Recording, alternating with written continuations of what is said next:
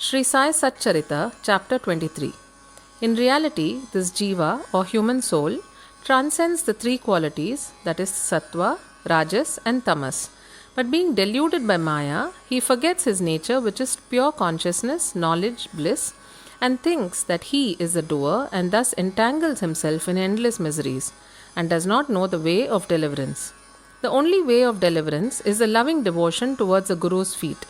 The great player or actor, Lord Sai, has delighted his bhaktas and transformed them into himself or his nature. We regard Sai Baba as an incarnation of God for reasons already stated, but he always said that he was an obedient servant of God. Though an incarnation, he showed the people the way how to behave satisfactorily and carry out the duties of their respective stations or varnas in this life. He never emulated others in any way, nor asked others to have something done for him. For him, who saw the God in all movable and immovable things of this world, humility was the virtue. None he disregarded or disrespected, for he saw Narayan, Lord, in all beings. He never said, I am God, but that he was a humble servant, and he always remembered him and always uttered Allah Malik, God is the sole proprietor or owner. We do not know the various kinds of saints, how they behave, what they do, etc. We only know that by God's grace they manifest themselves in this world to liberate the ignorant and bound souls. If there be any store of merits on our account, we get a desire or interest in listening to the stories and leelas of the saints, otherwise not. Let us now turn to the main stories of this chapter. Once it so happened that a sadhak of yoga came to Shirdi with Nana Sahib Chandorkar. He had studied all the works on yoga, including the Yoga Sutras of Patanjali, but had no practical experience. He could not concentrate his mind and attain samadhi even for a short time. He thought that if Sai Baba will be pleased with him, he will show him the way to attain samadhi for a longer time. With this object in view, he came to Shirdi, and when he went to the masjid, he saw Sai Baba eating chapati with onion. On seeing this, a thought crossed his mind. How can this man eating stale bread with raw onion solve my difficulties and help me? Sai Baba read his mind and said to Nana Sahib, O Nana, he who has the power to digest onion should eat it and none else. Hearing this remark, the yogi was wonderstruck and he fell at Baba's feet with complete surrender. With pure and open mind, he asked his difficulties and got their solution from Baba. Thus, being satisfied and happy, he left Shirdi with Baba's Udi and blessings. Before Hemant Pant begins the story, he says about the jiva that it can be very well compared with a parrot, and that they both are bound, the one in the body and the other in a cage. Both think that their present bound state is good for them. It is only when a helper, that is Guru, comes by and by God's grace opens their eyes and liberates them from their bondage, that their eyes are opened to a greater and larger life compared to which their former bound and limited life is nothing. In the last chapter, it was shown how Baba anticipated the calamity that was to befall on Mr. Mirikar and rescued him from it. Now let the readers hear a story more interesting than this. Once Shama was bitten by a poisonous snake. His little finger of the hand was stung and the poison began to spread in the body. The pain was also severe, and Shama thought that he would pass away soon. His friends wanted to take him to the god Vithoba, where such cases were often sent, but Shama ran to the masjid to his Vithoba, Sai Baba. When Baba saw him, he began to scold and abuse. He got enraged and said, O vile Bhaturdya, priest, do not climb up, beware if you do so, and then roared, Go, get away, come down. Seeing Baba thus, red with wrath, Shama was greatly puzzled and disappointed. He thought that the masjid was his home and Sai Baba his sole refuge, but if he was driven away like this, where should he go? He lost all hopes of life and kept silent. After a while, when Baba became normal and calm, Shama went up and sat near him. Then Baba said to him, Don't be afraid. Don't care a jot. The merciful fakir will save you. Go and sit quiet at home. Don't go out. Believe in me and remain fearless and have no anxiety. Then he was sent home.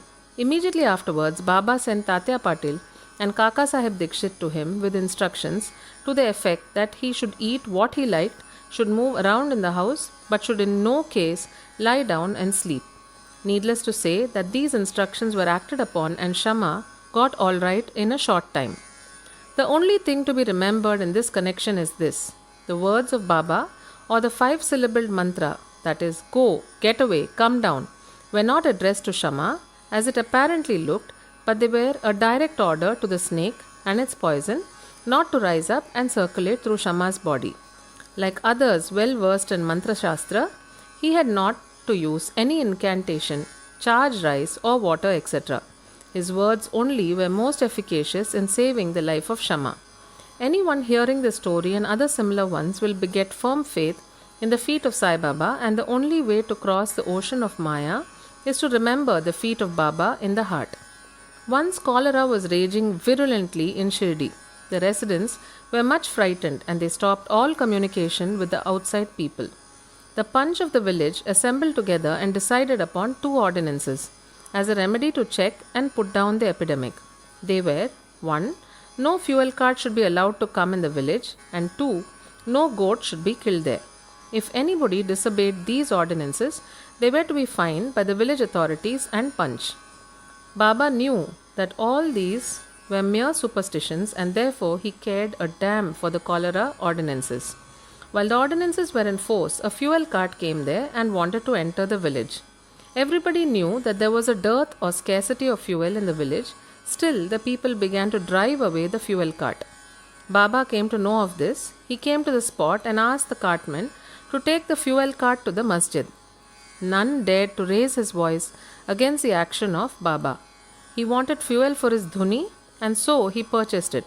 Like an Agnihotri keeping his sacred fire alive throughout his life, Baba kept his dhuni ever burning all day and night, and for this he always stocked the fuel. Baba's home, that is the masjid, was free and open to all. It had no lock and key, and some poor people removed some wood from there for their use. Baba did not grumble about this. Baba saw that the whole universe was pervaded by the Almighty, and so he never bore enmity or ill will to anybody. Though perfectly detached, he behaved like an ordinary householder to set an example to the people. Let us now see how the second cholera ordinance fared with Baba. While it was in force, somebody brought a goat to the masjid. It was weak, old, and about to die. At this time, Fakir Pir Muhammad of Malegaon, alias Bade Baba, was near Sai Baba. Sai Baba asked him to behead it with one stroke and offer it as an oblation. This Bade Baba was much respected by Sai Baba. He always sat on the right side of Sai Baba. After the chillim or the pipe was first smoked by him, it was then offered to Baba and others. After the dishes were served, at the time of taking meals at noon, Baba called Bade Baba and made him sit on his left side, and then all partook of food. Baba paid him also daily ₹50 out of the amount collected as dakshina.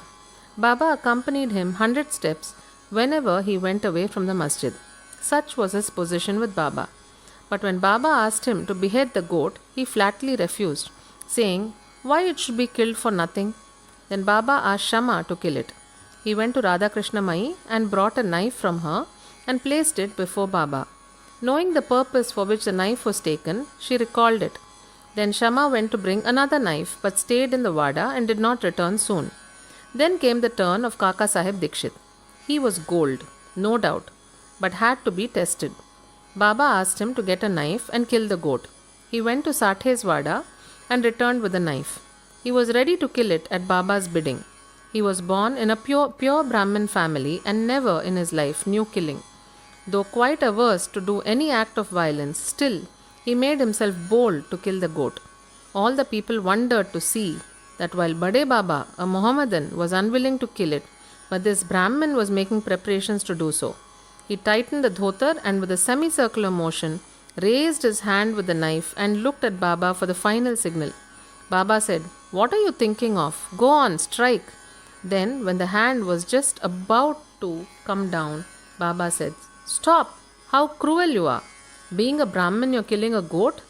Kaka Sahib obeyed and kept the knife down and said to Baba, "Your word is law unto us.